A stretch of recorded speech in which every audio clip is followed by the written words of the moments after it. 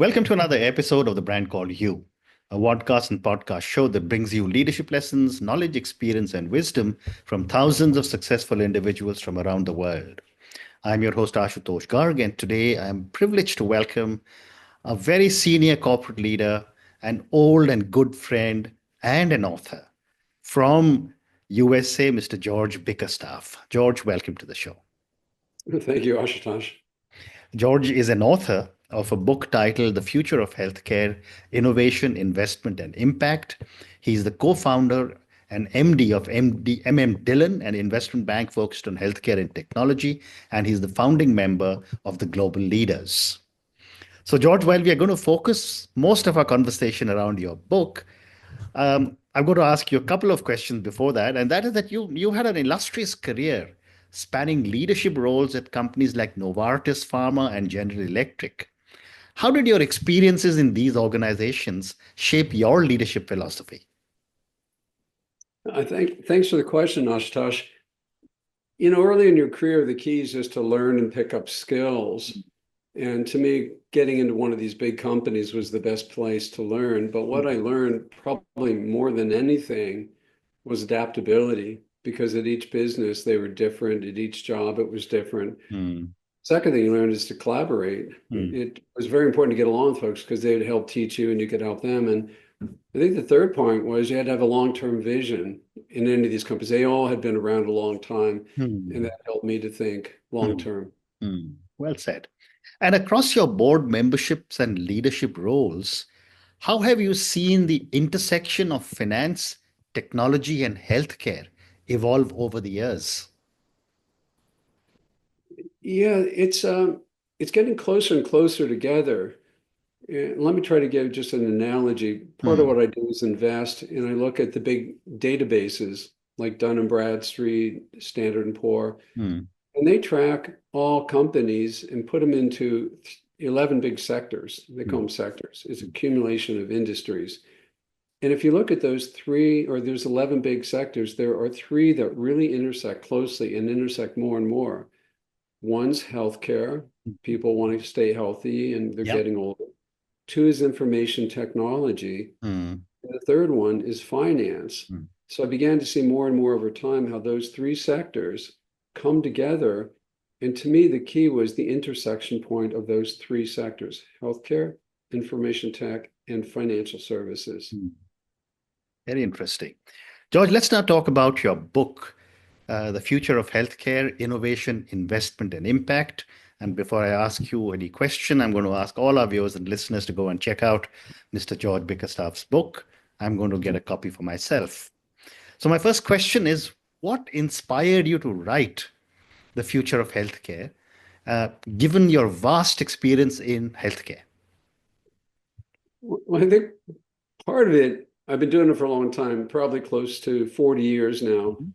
And so when you've been doing something for a long time, you feel passionate about it and you feel like there's things you like to tell other people because you've learned a lot. Mhm. And so for me, a key part of this was around innovation and investing. I'm doing a lot of investing.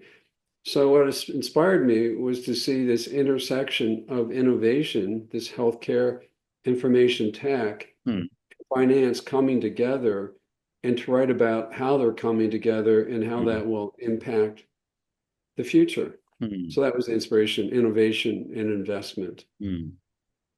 And your book talks about the blending of healthcare and social care. Can you help us understand on why this integration is so crucial for global health? Yeah, there's something like 8 billion people in the world, Yeah. and they're all different stages. It's sort of like in a family, you may have brothers and sisters, they're all in different stages. Maybe some are a little older, some are a little younger, some are perhaps physically stronger, some might be intellectually or academically stronger.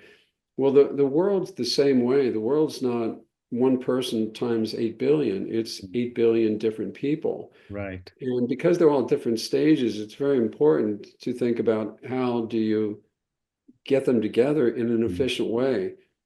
And because if you can do that, you can improve outcomes for everybody and reduce those disparities, which Mm, makes the whole world better. mm, So to me, it's improving outcomes, mm, reducing disparities, and to make things more efficient and hopefully less expensive. mm, mm. And given the over 4 decades experience that you have in healthcare, what would you say are the top three mega trends that you believe will define the healthcare industry in the next decade?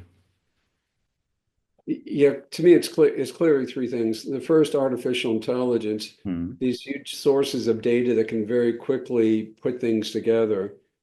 The second thing is that artificial intelligence, this big data, will be used to personalize medicine. So you can custom tailor what your needs are based on your lifestyle, based on your mm, age, based on your eating, based on many things. And that will also enable decentralized care. So mm, you don't have to go to some big city and some big mega hospital. You'll be able to get same quality of care mm, in faraway places, including emerging markets. mm, So it's AI, personalized medicine, and I think decentralized care. mm. Very interesting. Your book also highlights diverse funding strategies like venture capital and global initiatives.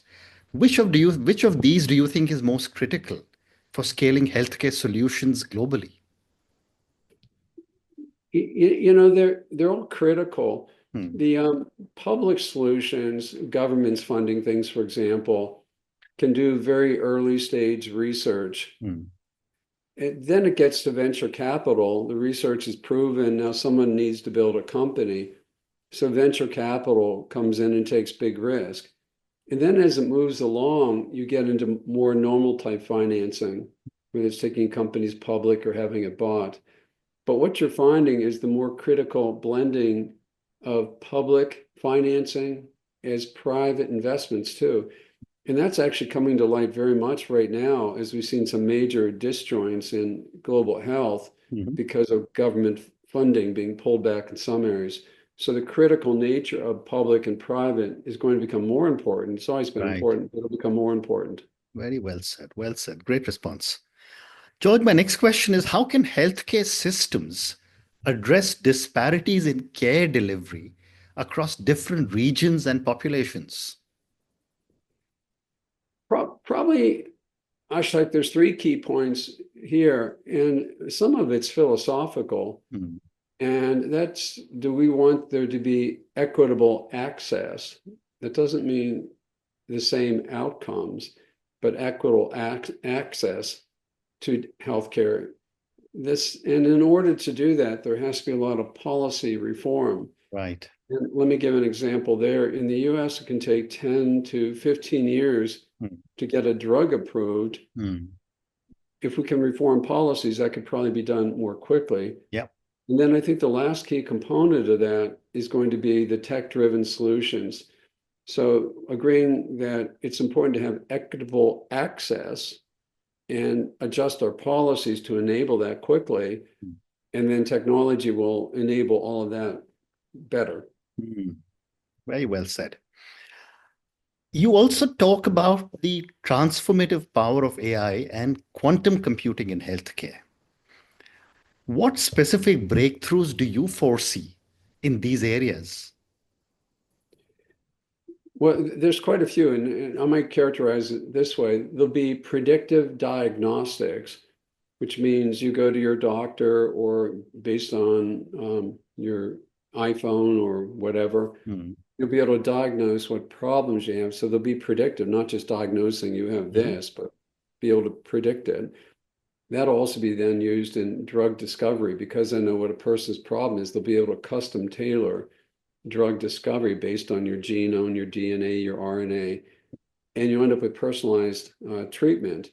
Now, one of the big new things that's going to accelerate that still down the road is this thing called quantum computing. It's sort of like way back when you had you'd count stones, then you had a slide rule, and then yeah. you had a calculator, then you have Excel, and then you have the internet. Well, this thing called quantum computing is something that will super accelerate everything, but it requires a completely different platform and stack of equipment. But that will come in place. It may be 10 years, it may be 20, it may be quicker. but that will super accelerate all these things at the Mm, speed of light. So mm, that's more futuristic, but it's there. It's coming along right now. mm. And how do you envision these new technologies will change the skill levels that are needed in across the entire industry? Well, I think for people, if there's a to me, for people, if you're an individual, you say, well, I want to be healthy, happy, and prosperous. Mm, There's two things you need to do. First realize that 90%, 80% of your health is based on three things. Eat good food, it's important. Two, exercise, it's mm. important, and get good sleep. Correct. And if you realize that's probably 80 or 90% of everything, and work on that. Now, there's tools that are going to help you to remember how to do that. But in case you get sick or something's not right, these tools will be very useful. But that means you as an individual have to get smart on the tools and how to use them and do it proactively, not wait, Mm. because they're there. Very, very interesting. What measures, in your view, need to be taken to ensure ethical and equitable use of healthcare innovations? And given the kind of technology, how does one get equity across the whole world, given the wide disparities that exist? Yeah, there are. But there's big things that are coming that can enable better access to data. Ultimately, what has to happen is you have to have very scalable solutions that are affordable, and the policies have to support that. Yeah. The new technologies, including Starlinks, for example, Yeah. satellites that can broadcast and get Mm. data and internet to pretty much everywhere in the world. Yeah. Those tools are coming in place and they're becoming more scalable. Mm. And as more and more people use it, it'll become much more affordable. Yeah. So those things are occurring right now. But ultimately, a big part of this is going to get policy support, where the governments agree what they're going to do and to collaborate between business, government, education, philanthropy. That's going to probably be the more important part and more Mm. complicated because you're dealing with people, governments, Right. major organizations. Right. Your book also talks about building agile and resilient healthcare systems. What are the biggest hurdles to achieve this? And obviously, this is going to differ across different countries. Uh, one of the biggest things is money. These things are expensive, and they're more expensive than they probably should be because of antiquated regulations. A regulator's regulating a regulator regulates a regulator. I Mm. use the example of getting a drug approved can take 10 to 15 years Yeah, on a 17-year patent life. So there's not correct. much time you can do things. So that's probably the biggest thing is money. Now, what's happening, and let me characterize this. Globally, globally, about 8% of the world's economy is spent Mhm. on healthcare. You hear numbers like it's 17, 18%, but globally, it's about 7%. Hmm. And you can see this by looking at all the corporate databases. But here's what's ironic. That's the actual doctors, hospitals, drugs, about 7%. Mhm. But what you see is about another half of that, again, is spent on insurance. That's the insurance, the cost to pay people, not Mhm. the cost of the stuff, but to pay Mhm. people. But roughly only half the world has insurance. So in order to get everyone on insurance, you basically have to double the cost of the products and services. Mhm. So a big issue here is really the financial components of this, getting insurance to be more cost effective, to be able to get it to more people. So money is a very, very critical component of solving this problem. Great response. My next question is, how can healthcare organizations balance innovation with the need for accessibility and equity in their services? People do what they're incented to do. I Hmm. mean, sort of the old saying, if you want to get somebody to do something, make sure it's their idea, not yours. Hmm. That's helpful, but make sure there's an incentive to want to do that. Hmm. So the incentive systems are very, very important. And a big part of that is going to come down to the same components. It's going to be ability to get money and finance things in a way that the entrepreneur, the company can benefit from it, and to be able to do it in a reasonable amount of time, which goes back to the regulation component. So it's critical that we enable people to get money they need efficiently and regulations that make sense, more sense. And that'll help to align companies to build more good stuff. Correct, correct. Well said. My next question is, that healthcare has traditionally been handled by these big, massive behemoth organizations across the world.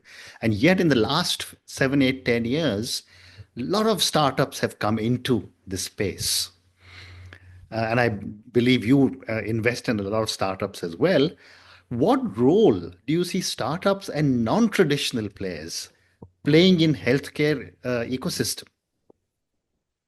It's sort of interesting. A few years back, I um, looked at a study and helped put together a study that showed the difference between startups in mostly biotech and the really big players, mostly big pharma. And you found that the biggest creator of wealth in history at that time was the big pharma industry. Mm. And that was pretty amazing. And one of the biggest destroyers of wealth in time was the biotech companies. So the Mm. question was, why is one so successful and one so unsuccessful when Mm. the biotech, the good ones, become big pharma? It's not Mm. like an airplane becoming like a farm. Yeah. One became the next, but why did one succeed and why did one fail? Mm. And it came down to 3 points. The first point was scientific risk. Mm. In big pharma, you've got lots of resources and skills, and you're dealing with many, many projects. A biotech, Mm. you're probably dealing with one. The second one was critical mass. In big pharma, you had lots of things you could buy at scale, and your risk was smaller. In biotech, Mm. you didn't. You did not have critical mass. But the one single thing that was the biggest cause of change between being successful, the bigger ones that made to be successful, and the little one was access to and cost of money. Mm. The big pharma has gobs of money. Yeah. The little biotech doesn't have any. Big Mm. pharma can write a check immediately. The little Mm. guy chases for 6 to 9 months. Mm. And when the little guy can't get money, the investors basically wipe out the equity of the little guy Mm. because it's more expensive. Yeah. So Yeah. this access to and cost of capital is such a critical component. Mm. And can we solve that problem? Mm. Wow. I have time for two more questions for you. Um, my next question may not necessarily be a part of your book, or maybe it is. How should healthcare leaders navigate the tension between profit making and social responsibility? You have to keep both in mind. Mm. You know, ultimately, if you become full social responsibility, which looks like a nonprofit, you can't invest in future things. So ultimately, you go out of business. But as a big company, if you're only worried about profitability and you're not worried about your stakeholders, all those people around you, ultimately there'll be a big backlash. So there's a real balance in here of long-term sustainable profits and social responsibility. Mm. And the key is to sort of balance all that. And it changes over time. Right. What the social issues are today may be different than the social issues. So it's a very, I call it fluid, but important to keep reasonable balance between the Mm. two. You have to Mm. make money, but you have to be helpful. Socially responsible. Well said. My last question for you, George. If there's one key takeaway you want your readers to take away from your book, The Future of Healthcare, what would it be? Well, I'd break this almost into two parts. The Okay. first is remember good food, exercise, and sleep are the biggest predictor of whether you're going to live a happy, healthy life. It's the biggest one. And Absolutely. you can deal with that. Hmm. But the second thing is to keep in mind these mega trends that are in place now and are going to accelerate. And those mega trends are five to keep in mind and learn about it. One, AI, artificial intelligence, is going to transform diagnostics. You can find out what's wrong with you on a personalized basis. The second major trend is telemedicine is going to expand access to everybody. And you ought to look at that, how you can get access to telemedicine. Third one is genomics are going to enable precision because people will be able to take a little blood and find out exactly what's wrong with you. They'll be able to custom tailor.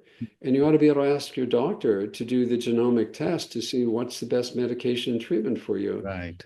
Fourth one is there's going to be virtual reality that's going to revolutionize all of the training of doctors, including yourself. You'll be able to see how an operation is done and so on.